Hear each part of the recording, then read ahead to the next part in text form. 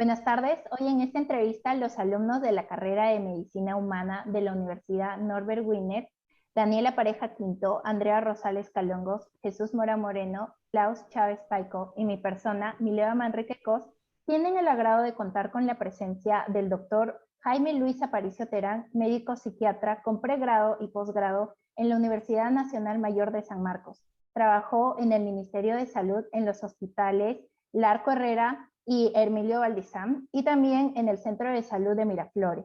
Actualmente también concluyó con sus estudios de Derecho. Buenas tardes, doctor. Buenas tardes, señorita, y buenas tardes a todos. Bueno, en esta entrevista desarrollaremos el tema de la depresión en los adolescentes, en la que daré paso a mi compañero Klaus, que formulará la primera pregunta.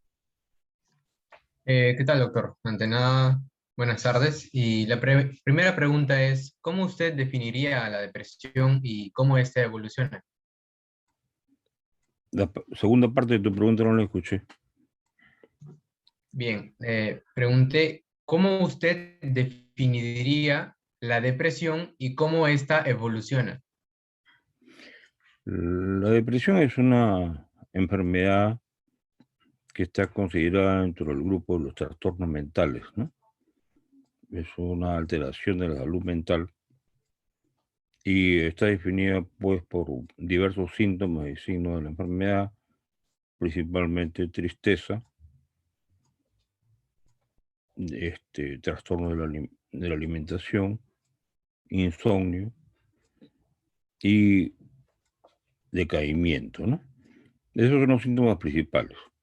En la evolución va a depender de cada situación porque hay factores que van a inferir en la evolución del paciente, ya sea por factores ambientales, sociales, familiares y hasta genéticos, ¿no?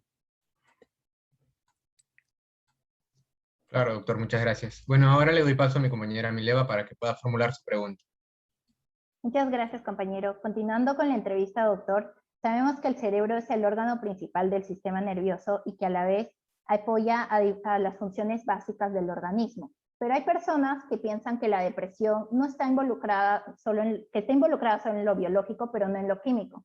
Por lo tanto, mi pregunta es, ¿qué neurotransmisores se ven afectados en el cuadro depresivo? ¿Y qué diferencia hay entre un cuadro depresivo de un adolescente con un adulto? El neurotransmisor principal que está afectado es la serotonina, que es la moduladora de muchas de los neurotransmisores que hay en el cerebro. También está implicado la dopamina y las catecolaminas, ¿no? Todo este grupo de alguna manera se altera y va a producir algunos efectos sobre la depresión, ya sea de ansiedad o una depresión mucho mayor, ¿no? Interesante la pregunta, doctor. ¿Y en los jóvenes, qué diferencia habría con los adultos? No lo escuché. A diferencia de los jóvenes, con los adultos, ¿tiene alguna diferencia con estos neurotransmisores, tanto en la dopamina, la serotonina? Puede haber diferencia en el sentido del desarrollo, ¿no? La adolescencia es un proceso de desarrollo tanto hormonal, biológico, ¿no? De desarrollo físico y mental. Este proceso va a producir una crisis. Esta crisis va a generar una serie de consecuencias, digamos, en el adolescente, de tal manera que si tiene algunos determinantes, por ejemplo, genéticos, ¿no? O si no, también asociado a ellos algunas malas experiencias en el desarrollo infantil o en el desarrollo de la prepubertad, ¿no? En que haya tenido pues traumas, castigos, violencia, maltratos, no se le ha enseñado una autoestima adecuada. Todo eso va a contribuir a alteraciones de orden biológico, químico, ¿no? Y principalmente, como le digo, la serotonina, como recién el cerebro está en una fase no de desarrollo, porque se desarrolló el cerebro, sino una fase en la que también están implicadas las hormonas femeninas, porque eso se ve en mujeres, por ejemplo, que son más susceptibles de tener depresión que los varones, ¿no? Muchas gracias, doctor, por su respuesta. Ahora daré paso a mi compañero Jesús, que formulará la siguiente pregunta. Buenas tardes, doctor. Mi pregunta es, ¿cuál sería el tratamiento adecuado para un cuadro depresivo en adolescentes? Bueno, para llegar a un tratamiento, primeramente hay que hacer un buen diagnóstico, ¿no? Y antes de eso, una buena historia clínica. Ustedes son estudiantes de medicina, van a saber que la historia clínica es lo más importante en un paciente. Es todo el historial. Hay una especie de historia clínica psiquiátrica que en pregrado se enseña, o en la parte de residentado también.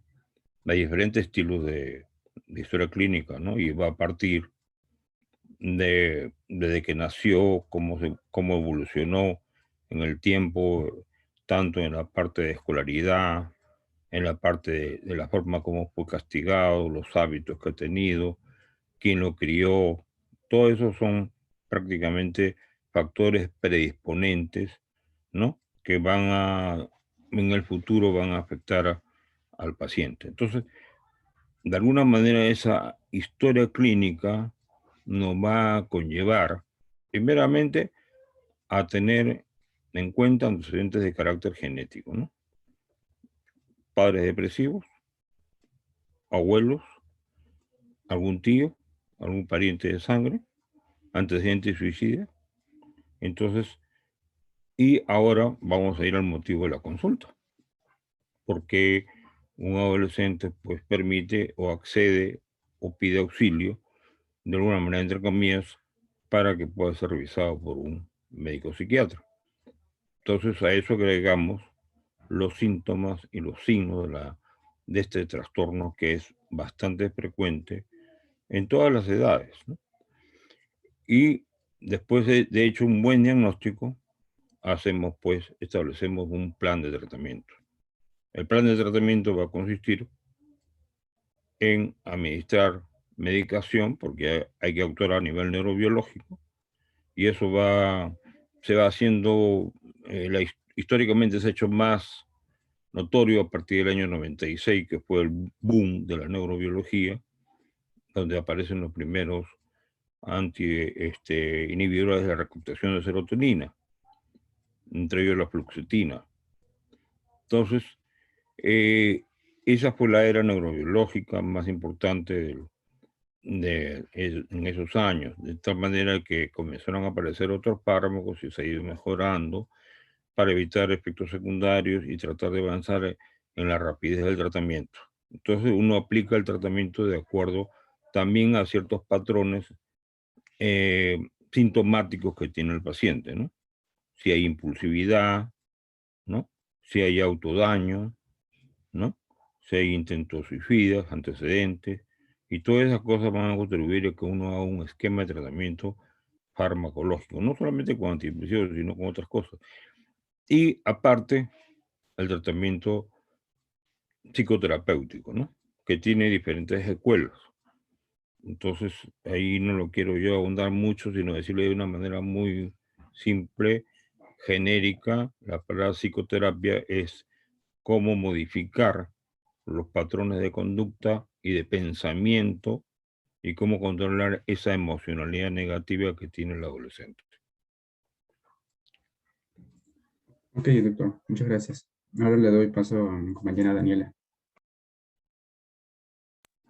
Muy buenas tardes, doctor. Mi pregunta sería si usted cree que se han incrementado los casos de depresión en adolescentes durante esta pandemia. De ser o no así, ¿por qué? Bueno, evidentemente yo creo que no solamente en el grupo etario de adolescentes, sino en todas las edades, se ha habido un aumento debido a la forma de vida que hemos tenido que llevar, un cambio totalmente de los patrones, los hábitos, ¿no? A la que hemos estado acostumbrados. Nunca hemos estado encerrados tanto tiempo. Este confinamiento ha llevado a que muchos adolescentes desarrollen aumenten la susceptibilidad de aparecer síntomas depresivos por el hecho de que es como si le hubieran cortado las alas, entre comillas, ¿no? Ya no salen, ya no conocen su mundo, sus estilos de vida han desaparecido, sus relaciones interpersonales ahora son más de carácter tecnológico, ya no van a la universidad físicamente, ya no interaccionan, ya no se divierten, ya no hacen muchas cosas que antes podían hacer fuera de casa, ¿no? Entonces, ese encierro ha conllevado a que aparezcan, ¿no? Un grado de sensibilidad mayor. También se puede agregar a esto, ¿no? Esa convivencia que a veces es bastante disfuncional en un hogar, ¿no? A veces ninguna familia esto completamente equilibrada, siempre va a haber altos y bajos, pero hay algunas más en las que la disfuncionalidad llega tan alta, de tal manera que estar encerrado significa pues que todo el mundo va a estar alterado. Y si hay un agresor, ¿no? Que ese agresor salía, se recreaba y volvía, ese agresor ahora está dentro. De tal manera que eso va a permitir mayor violencia, ¿no? Una dinámica eh, estresante, ¿no? De tener personas interaccionando de una manera inadecuada, ¿no? En la cual se ve afectado el adolescente puede ser hijo o puede ser un sobrino de la familia, ¿no? Ese encierro que ha tenido que cambiar una serie de hábitos, el adaptarse a un nuevo mundo, ha aumentado espantosamente la prevalencia de depresión en adolescentes. Correcto, doctor. A continuación, mi compañera Andrea le formulará otra pregunta. Buenas tardes, doctor. Mi pregunta sería, si en caso una persona tiene depresión, pero esta persona no deja ayudarse o dice que no necesita un psicólogo, ¿cómo podríamos hacerle entender? Bueno, está muy bien tu pregunta porque se ven casos y he tenido casos semejantes, ¿no? Yo soy muy clínico en estos tipos, por eso que puedo enriquecerme de muchos casos y darlos a conocer a ustedes, ¿no? Un gran porcentaje de adolescentes, incluso hasta adultos, se niegan a recibir apoyo. Primeramente, también hay por muchas cosas, ¿no? Una de ellas es la estigmatización. Se estigma al paciente psiquiátrico, ¿no? Entonces, ellos saben que van a ser estigmatizados de tal manera que no quieren tener contacto con el psiquiatra, se niegan a tener ayuda porque dice que el psiquiatra puede ser para los locos, ¿no? Entonces, para evitar eso, se niegan a tener tratamiento. Entonces, ¿cómo hacemos nosotros la anamnesis en ese momento? La anamnesis la relata una persona, la mamá o el papá o quien esté a cargo del menor. Entonces, indirectamente, hacemos la historia clínica. Eso se llama anamnesis indirecta. De tal manera vamos a tener que tomar apunte de quién nos refiere esa información, ¿no? Porque puede haber algo legal, siempre la medicina, la psiquiatría tiene implicancias legales, entonces tenemos que identificar quién nos está dando una información. Y después, incluso dar el tratamiento a pesar de que el paciente no se presente a la consulta, ¿no? A veces sucede en la primera y no sucede a veces en la segunda. A veces es muy raro que esto se repita, muy raro. Cuando uno, como médico o psiquiatra, uno se va dando cuenta que cuando esa conducta del adolescente comienza a repetirse, de ser negativista a la consulta, uno puede, como un olfato clínico que todos tenemos, que el paciente ya no está depresivo solamente, sino tiene algún grado de otra cosa, de otra enfermedad, de otro trastorno, de otra comorbilidad, o está escondiendo algo real, ¿no? Que le haya sucedido. Entonces, eso es, como te digo, pero es raro, ¿no? Es raro. Ya es prácticamente eso se gana con la experiencia, ustedes también van a tener experiencia y van a desarrollar ese tipo de olfato clínico que vos vas a tener siempre, ¿no? Muy hermosa tu pregunta. No sé si es satisfecho tu pregunta, tu interrogación, ¿no? Claro que sí, doctor. Muchas gracias por su respuesta. A continuación, quisiera preguntar a alguno de mis compañeros si no tienen una pregunta para hacerle al doctor. Sí, justamente quería preguntarle al doctor que, bueno, de acuerdo al MINSA dicen que en los adolescentes entre las edades de 18 a 24 años tienen mayor índice de sufrir la depresión. Dígame usted, doctor, ¿por qué cree que sucede ello? ¿Por qué a los 18 24 años? No creas tanto, hay un rango de 14 a 29 años que, según la Organización Mundial de Salud, esto de la prevalencia más o menos es el orden del 20 hasta el 30%, siendo casi un 13 a 15% en mujeres, de más del 20% en mujeres, que digo, más del 70%. Dentro de ese grupo de 30%, si agarramos nuevamente ese como 100% eso, el 70% son mujeres y el 30% son varones. Ese es más o menos el grupo etario en el cual están arriba. Y muchos de ellos, más o menos el 15% de cada grupo, ya tiene ideas suicidas o ha tenido algún primer episodio de intento de suicidio, ¿no? ¿Qué factores conllevan, digamos, a poder tomar esos impulsos que pueden ser a veces muy funestos y peligrosos para el paciente, ¿no? La evaluación nos va a indicar mucho las ideas suicidas, ¿no? Ahora, ¿qué puede suscitar? Mucha desesperanza, o sea, un síndrome de desesperanza, ¿no?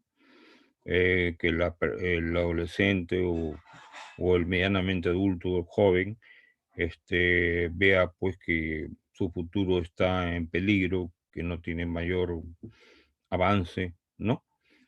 Que no se ha ubicado, su autoestima está muy venida a menos, tiene sentimientos de culpa, tiene sentimientos de reproche, se reprocha cosas que ha hecho en el pasado, que cosas que ya asume la persona que se haya equivocado.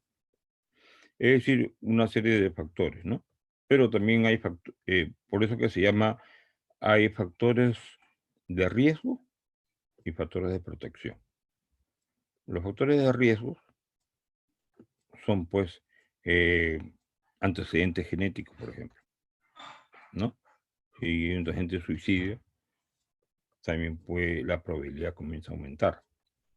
Factores protectores, una familia cariñosa, democrática, una familia en que se sientan a almorzar todos, hay buena comunicación, es un factor protector del adolescente, ¿no? Entonces, eso hay que tomarlo en cuenta.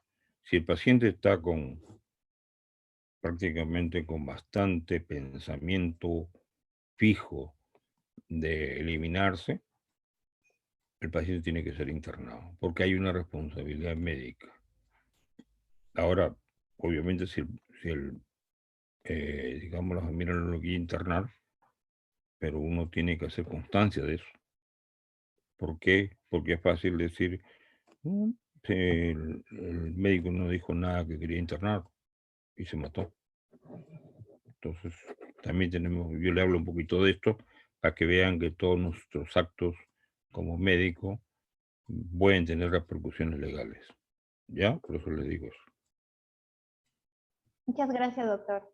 Interesante la respuesta. ¿Alguna otra pregunta? Sí, doctor, la mía.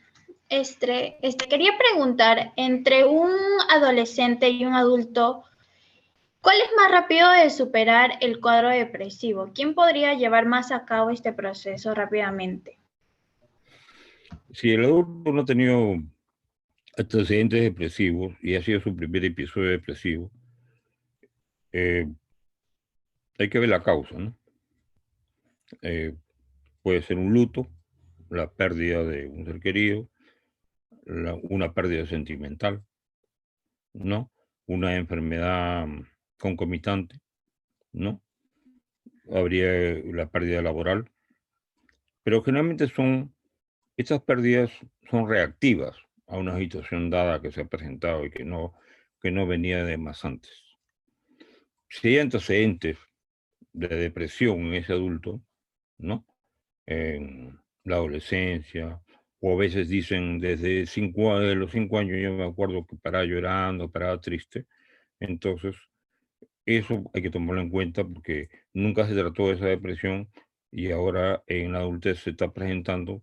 Puede ser que haya habido un clic, o sea, una situación y de otra manera pues que necesite pues una atención bastante inmediata, con bastante, digamos, valorar bien esa situación médica para poder frenar rápido su depresión, ¿no? En cambio, en el joven puede variar, ¿no? Como le digo, ¿no? Puede haber periodos críticos de depresión, haber incluso cíclicos de depresión, ¿no? Entonces, un poco generalizando y extendiéndome yo, también que hay que hablar de una diferenciación. Ahí ustedes van a aprender lo que es el diagnóstico diferencial. ¿Qué significa esto? Nosotros presumimos clínicamente un diagnóstico, pero puede haber enfermedades que se parecen a ese diagnóstico. Entonces, ¿cómo podemos diferenciar uno de otro? Entonces, ¿en qué se puede confundir la depresión? En un trastorno bipolar, en una fase depresiva. Puede ser en una ciclotimia. Puede ser en una distimia, que es una depresión leve, constante, ¿no? Que es como decir que esas personas que vemos que siempre parecen como tristes, pero puede ser una tristeza leve y manejable, ¿no? Y, y la ciclotimia así como la bipolaridad que sube y baja el ánimo, pero más levemente, ¿no? O sea, por ejemplo, hoy día estás bien y mañana estás deprimida y no sabes por qué, ¿no? Bajones de 2, 3 días, 4 días y después normal, ¿no? A veces sin ningún motivo, ¿no? Entonces, eso es más que nada ciclotimia, ¿no? Pero por eso hay que tratar de hacer el diagnóstico diferencial con el trastorno bipolar, que es más importante, a veces más confundible, y no se puede tratar igual. El trastorno bipolar no debe tratarse mucho con antidepresivos. El trastorno bipolar hay que tratarlo de otra manera. Entonces, la diferenciación es bastante útil. Muchas gracias, doctor. No dediqué a su pregunta, también muchas gracias. ¿Alguna otra pregunta? Sí, doctor, ya que nos comenta que existen algunos métodos, tanto de como psicoterapia y medicamentos, ¿en qué casos exactos podría ser los medicamentos y la psicoterapia? O si pueden combinar los dos, por ejemplo, en una depresión crónica. Una depresión crónica, dependiendo de la intensidad, ¿no? Si es leve, como hablaba, como una distimia, que son depresiones leves, que puede ser de años, el paciente a veces, paciente distímico, ni cuenta se da de su depresión, pero se va a ver que a veces poco concentrado en sus estudios, ¿no? Un día está un poco animado, otro día menos animado. Es decir, que siempre hay consecuencias de esa distimia, ¿no? Otra es la depresión severa, moderada y severa, ¿no? La moderada ya es una depresión mucho más fuerte, ¿no? Ya hay todos los síntomas depresivos, tristeza, problemas de alimentación, digamos, insomnio, ¿no? Y otros tipos de pensamientos negativos de depresión, ¿no? Entonces, si uno ve ese tratamiento, puede dar un tratamiento, digamos, de las dos formas, ¿no? El tratamiento biológico, que consiste en dar la medicación, y en un tratamiento psicoterapéutico, ¿no? Eso van de la mano. Ninguno tiene la verdad en el 100% de los casos. Hay depresiones que a veces con el tratamiento farmacológico pueden mejorar mucho, 70, 80%, pero siempre necesitan una psicoterapia para poder mejorar, digamos, con cierta eficacia y que el paciente pueda hacer sus cosas. Hay las depresiones severas o graves que pueden tener psicosis. Ahí pueden escuchar voces, pueden tener alucinaciones visuales, auditivas, pero hay que saber distinguir si realmente es una depresión con psicosis o es una psicosis primaria con depresión. No es tan fácil. Entonces, eso ya lo pueden, a posteriori lo pueden analizar mejor, ¿no?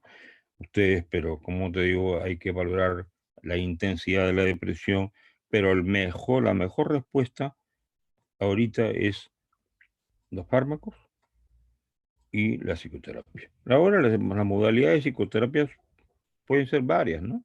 Hay varias escuelas de psicoterapia.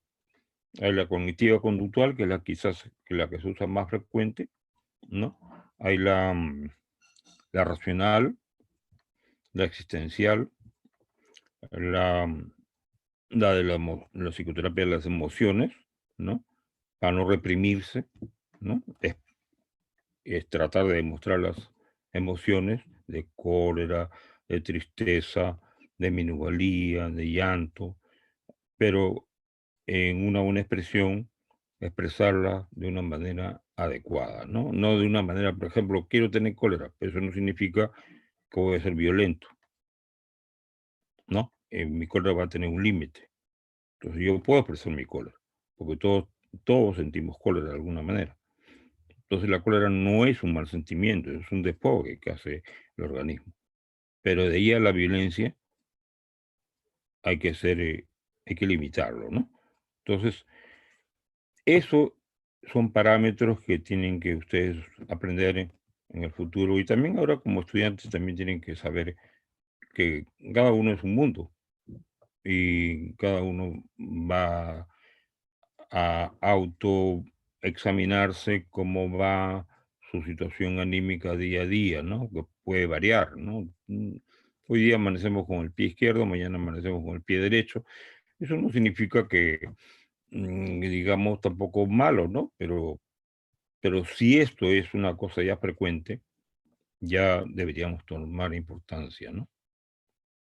Muchas gracias, doctor. Bueno, creo que con esto concluimos. Más bien, nuevamente agradecidos por su asistencia, doctor, por su valiosa enseñanza sobre este tema de la depresión en los adolescentes. Esperamos volverlo a invitar en nuevas entrevistas sobre este tema. Y también muchas gracias, compañeros, por la asistencia. Gracias a usted, señorita, por haber permitido acercarme a un grupo de alumnos que interesados en estos temas que ahorita pues flagela, y somos casi la cuarta en epidemiología, somos casi la cuarta causa de morbilidad más fuerte a nivel mundial. Hay 300 millones de personas que sufren de depresión en el mundo. ¿Ya? Muchas gracias, doctor. Muchas gracias, doctor, por su tiempo. Gracias a ustedes. Nuevamente, muchas gracias, doctor. Mucho gusto de conocerlos. ¿Ya? Muy agradecido, doctor. Gracias, doctor. Que le vaya bien.